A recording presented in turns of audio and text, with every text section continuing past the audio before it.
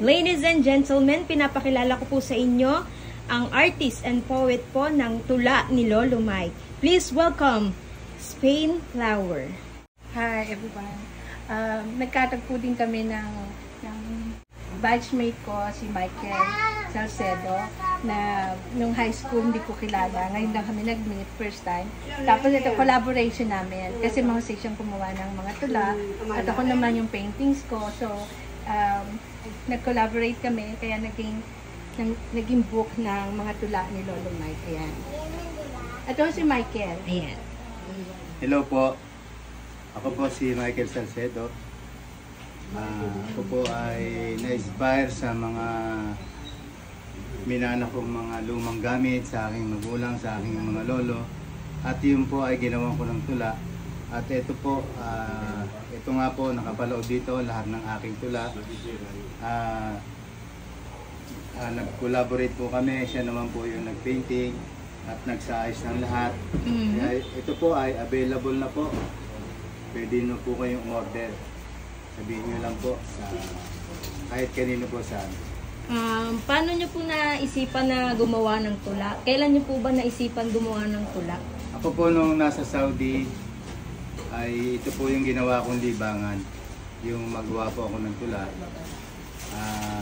Sa totoo lang po, napakahirap mag-isip na paano mo gagawa ng isang kasaysayan, ng isang munting bagay. Pero sa awa po at tulong ng Panginoong Diyos, ay natatapos ko naman po sa loob ng mga siguro 2 oras. Okay, maraming salamat po Mr. Michael Salcedo and Miss Spain Flower. Bakit nyo naman po naisipan mag-painting? Yan po ba ay hilig nyo? Nung ako ay 9 years old, mahilig talaga akong mag-paintings. Tapos, nakalimutan ko na siya sa loob ng mahabang panahon. Tapos, nagbalik ulit yung hilig ko na magpinta nung ako ay bumalik sa Canada dahil nawala si nanay. So, naging inspirasyon ko yung mga mahal ko sa buhay, si nanay, si ate, yung mga kapatid ko. Sila ang inspirasyon ko sa pagguguhit ko, sa paggawa ko ng mga magagandang design sa aking mga paintings. Sila ang aking inspirasyon. So yun, maraming salamat po. So paano po pala mag-order po niyan kung sakali pong may gustong bumili? Pwede po kayong mag-message sa akin sa Spain Flower at saka po kay Michael sa kanya pong Facebook account at i-deliver po sa inyo. And then, doon ko po sasabihin sa inyo lahat ng details about the book and the shipping and the price. Ayan po. Ayan, kung sakali po na meron pong magpapaturong mag-painting or gumawa ng tula, willing po ba kayo na magbigay ng time sa mga gusto pong matuto? Katulad po mga kabataan ngayon, mga estudyante. Oo, willing na willing kami na mag-tutor, na mag-painting. At the same time, si Michael po ay magbibigay ng mga ideas kung paano mag-compose ng mga makabuluhang tula. Nakapupulutan ng aral ng ating mga kabataan. Ayan po. Baka gusto niyo pong magpasalamat sa mga nag-order na po. Siya nga po pala. Si Mr. Michael muna po. Ako po, una sa lahat ay nagpapasalamat una sa Panginoon Diyos sa pagbibigay sa akin ng talino para makagawa ng tula. Pangalawa po ay nagpapasalamat po ako sa mga sumuporta sa aming tula at sa painting ni Spain Flower. Salamat po sa lahat ng bumili, sa lahat po ng umorder. Maraming salamat po sa inyo.